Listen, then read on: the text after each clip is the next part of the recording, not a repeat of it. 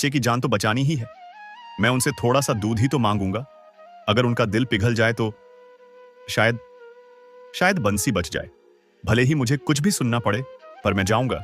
भैया, वापस घर लेंगे हमें? सच कहूं तो अगर आपके भाई ने आपको आपके हिस्से की जमीन दी होती तो आज हमारे पास भी एक मजबूत घर होता। लेकिन उन्हें तो बस यही लगा कि आपको पाला पोसा है तो आपके माँ बाप के हिस्से की जमीन पर भी उनका हक है। उन्होंने तो कभी ये जरूरी ही नहीं समझा कि वो जमीन आपकी भी थी। और आपने भी तो कभी अपना हिस्सा नहीं मांगा। क्यों? क्या हमारी जिंदगी की कोई कीमत नहीं? राधा, भैया ने मुझे पाल पोस कर बड़ा किया है। मेरे माता पिता के मरने के बाद उन्होंने ही तो मुझे सहारा दिया। अगर इस एहसान के बदले उन्होंने मेरी जमीन ले ली तो क्या हुआ? मैं भाई से कभी अपना हिस्सा नहीं लेना चाहता।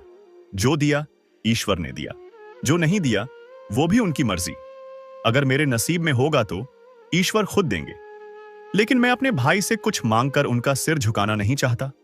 पर आज बच्चे की जान बचाने के लिए मुझे उनकी मदद लेने जाना ही होगा। शिवराम के दिल में भी यही उम्मीद थी। वो रात में ही अपना निकल पड़ा। रास्ते में घुटनों तक पानी था। बिजली की चमक में सब और भी डरावना लग रहा था।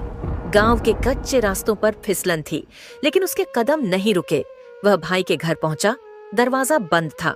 अंदर से बातों की आवाज आ रही थी। भैया, भैया, दरवाजा खोलो। अंदर हरिराम अपनी पत्नी भगवती के साथ बैठा गर्म दूध पी रहा था। अब ये कौन आ गया इस तूफानी बारिश में? दिन भर की मेहनत के बाद चैन से बैठा भी नहीं जाता।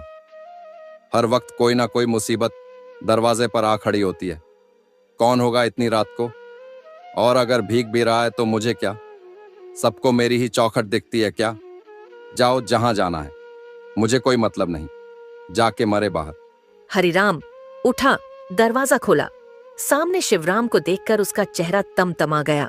उसने तिरस्कार भरी नजरों से पूछा, क्यों आया है यहाँ? क्या चाहिए तुझे इस वक्त? दिन हो या रात, हर वक्त भीख मांगने चला आता है। जैसे हमारी ही छाती पर मूंग दलनी है तुझे। बोल, क्यों आया है? भैया, बंसी को तेज बुखार है। 3 दिन से बारिश में भीगा पड़ा है। उसका पूरा बदन ठंडा पड़ रहा है। उसके पास ओढ़ने को कुछ नहीं है, खाना भी नहीं है। झोपड़ी कभी भी गिर सकती है। भैया, कुछ अनाज दे दो, कोई पुरानी चादर ही दे दो। बच्चा है भैया, उसकी जान बचानी है। हम कहीं और नहीं जाएंगे, बस उसकी सांसें चलती रहें। इतनी सी दया कर दो। सुनो जी, देखिए तो ये फिर आ गया भीख मांगने। निकम्मा कहीं का। काम धंधा तो है नहीं, बस दूसरों के दरवाजे पर हाथ फैलाना आता है। अरे हट, हमारे पास भी खाने को कुछ नहीं है, समझे? और सुन, भगवान के नाम पर मत आना बार बार। जो अपनी बीवी बच्चों का पेट नहीं पाल सकता उसे तो मर ही जाना चाहिए। चल निकल यहाँ से, हमारा सिर मत खा। भैया, एक बार बंसी को देख लो, छोटा सा है, मर जाएगा तो। निकल जा यहाँ से। मरना है तो मर जाए, मुझे क्या फर्क पड़ता है? तू जिए या मरे, मेरी जिंदगी पर कोई असर नहीं पड़ने वाला। हर बार रोनी सूरत लेकर चला आता है, जैसे तेरे जिम्मे का मैं ही सब कुछ हूं। निकल यहाँ से। और सुन, आइंदा मेरे दरवाजे पर भी मत दिख जाना, नहीं तो इस बार खदेड़ दूंगा, समझा? जा जहां जाना है, मरना है तो मर जा। मुझे तेरी और तेरे बच्चे की कोई फिक्र नहीं है। बारिश की बूंदें उसके आंसुओं के साथ बह रही थीं।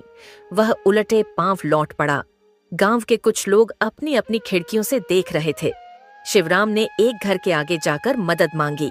घर के मालिक ने तिरस्कार से कहा, जब तेरा अपना भाई ही तुझ पर दया नहीं कर रहा तो हम क्यों करें?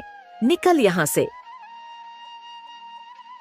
आखिरकार वह टूटे दिल से, भीगे कपड़ों और खाली हाथों के साथ फिर उसी नदी किनारे की झोपड़ी में लौट आया।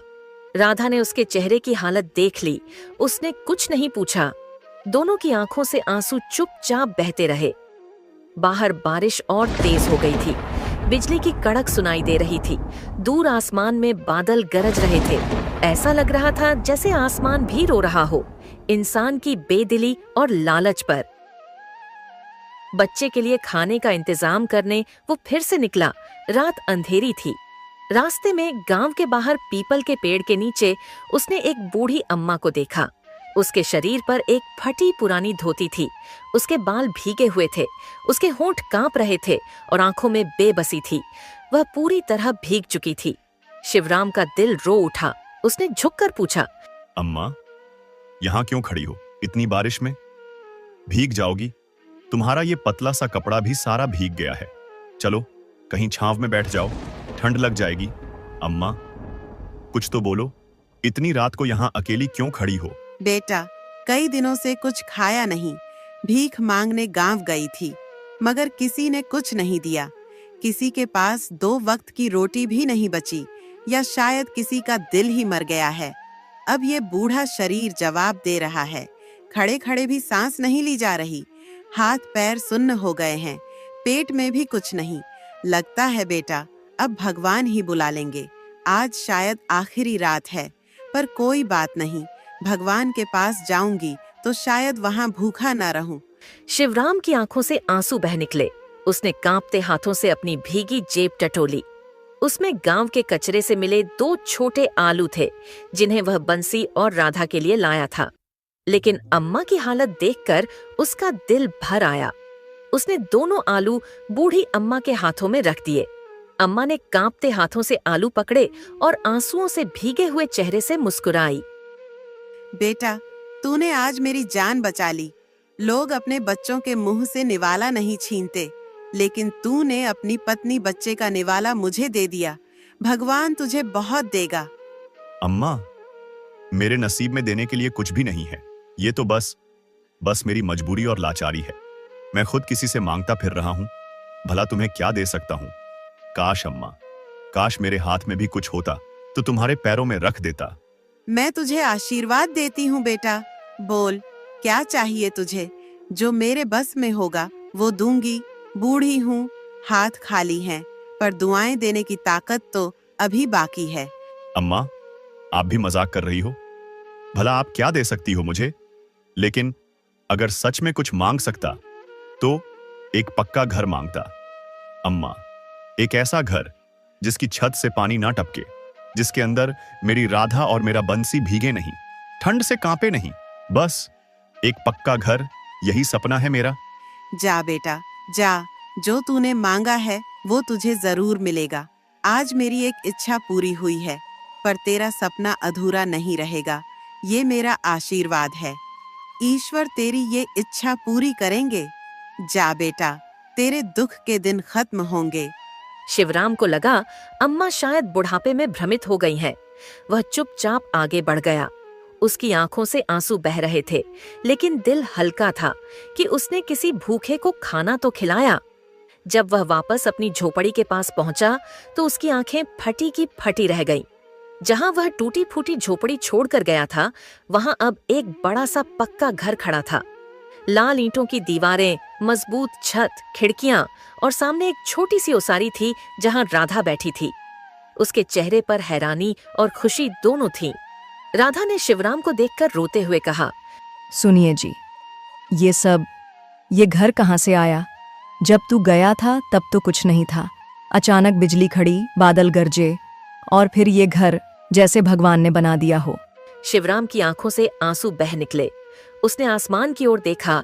बारिश की बूंदें अब भी गिर रही थीं, पर उसे ऐसा लगा जैसे ईश्वर खुद उसे छू कर कह रहे हों, तेरी दया और सच्चाई का फल तुझे मिल गया शिवराम। आज मुझे एक बूढ़ी अम्मा मिली थी, शायद वही फरिश्ता थी। मैंने उन्हें 2 आलू दे दिए और उन्होंने ये वरदान दिया।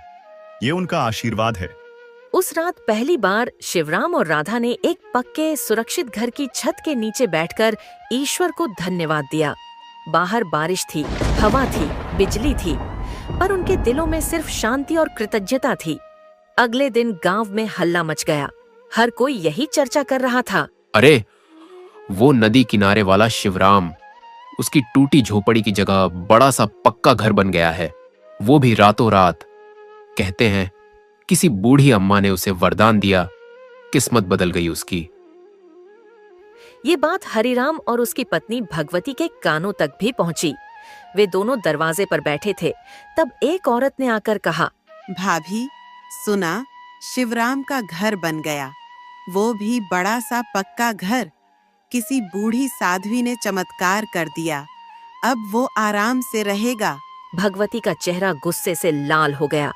उसने हरिराम की ओर देखा। देखा जी, जिस निकम्मे को अपने घर से निकाला वो आज राजा बन बैठा। सब गांव वाले भी उसकी बड़ाई कर रहे हैं। अगर उसने उस बूढ़ी को कुछ दे दिया और उसे चमत्कार मिल गया तो हम क्यों ना ढूंढे उसे, हमें भी वरदान मिल जाएगा।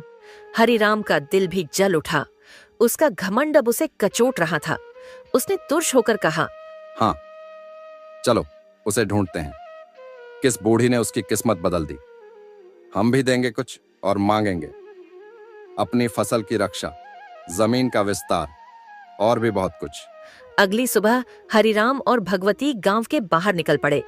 कड़ाके की ठंड, कीचड़ और पानी से सने रास्तों पर वे हर जगह बूढ़ी अम्मा को ढूंढने लगे। पीपल के पेड़ के नीचे भी गए जहां शिवराम को अम्मा मिली थी। वहां कोई नहीं था। फिर वे नदी किनारे पहुंचे। वहां भी कोई नहीं मिला। गांव के मंदिर, तालाब, जंगल के रास्ते, हर जगह उन्होंने पूछा, कहीं कोई बूढ़ी साध्वी दिखी क्या? लोगों ने मना कर दिया। कुछ ने कहा, अरे छोड़ो, तुम्हें वो अम्मा नहीं मिलेंगी। अगर वो सच में कोई फरिश्ता थी तो किसी लालची इंसान के हिस्से में कभी नहीं आती। भगवान भी सोच समझकर ही देते हैं। उसने भी देख लिया होगा कि कौन उसके लायक है और कौन नहीं। ऐसे लोग तो उसके पास जाने के काबिल भी नहीं होते। जो सिर्फ अपना स्वार्थ देखते हैं, उन्हें फरिश्ते नहीं मिला करते। 3 दिन तक ढूंढने के बाद दोनों थक कर घर लौट आए। भगवती ने गुस्से में कहा, सब तेरी ही वजह से हुआ हरि। हाँ, सब तेरी वजह से। अगर तूने उस बेचार शिवराम को घर से ना निकाला होता तो ये दिन तो कभी नहीं देखने पड़ते। अब देखना, अब वही गांव में सबसे बड़ा कहलाएगा। लोग उसकी इज्जत करेंगे और हम पर थूकेंगे। लोग कहेंगे कि हरि ने अपने ही भाई को घर से निकाल दिया था और देखो ईश्वर ने कैसे पलट दिया उसका नसीब। तूने बहुत बड़ा पाप किया है, बहुत बड़ा, और उसका फल अब हमें भुगतना पड़ेगा। मेरी वजह से? अरे मेरी नहीं, तुम्हारी वजह से हुआ ये सब। तुम ही तो दिन रात उसे कोसती रहती थी। कभी उसकी गरीबी का ताना देती, कभी उसके निकम्मेपन का। तुम्हारे ही कहने पर तो मैंने उसे घर से निकाला था। तुम ही तो कहती थी कि उसका होना ना होना बराबर है। अब क्यों मेरे सिर मड़ रही हो सब कुछ? सच तो यह है कि तुमने ही मेरा दिल जला दिया था उसके खिलाफ। अब भुगतो, भुगतो तुम भी और मैं भी। हरिराम और भगवती का चेहरा उतर गया। उन्हें लग रहा था जैसे उसके हाथों से सब कुछ फिसल रहा हो। उनका घमंड और लालच उन्हें भीतर ही भीतर जला रहे थे। उधर शिवराम, राधा और बंसी तीनों अपने नए घर में बहुत खुश थे। बंसी नए घर में दौड़ दौड़ कर खेलता। शिवराम हर सुबह नदी किनारे बैठकर भगवान को याद करता। उसकी आंखों में कृतज्ञता के आंसू होते। वह मन ही मन कहता, प्रभु, मैंने तो कभी मांगा भी नहीं, आपने इतना दे दिया। अब जीवन भर आपका ही नाम लूंगा। बाहर बारिश की बूंदें गिर रही थीं। ठंडी हवा घर की खिड़की से अंदर आ रही थी, लेकिन अब डर नहीं था। अब वो पक्की छत के नीचे थे। अब उनके पास आसरा, सम्मान और संतोष था, जो हरिराम के पास होते हुए भी नहीं था। कहते हैं, पानी की तेज धारा और लालच दोनों का कोई भरोसा नहीं होता।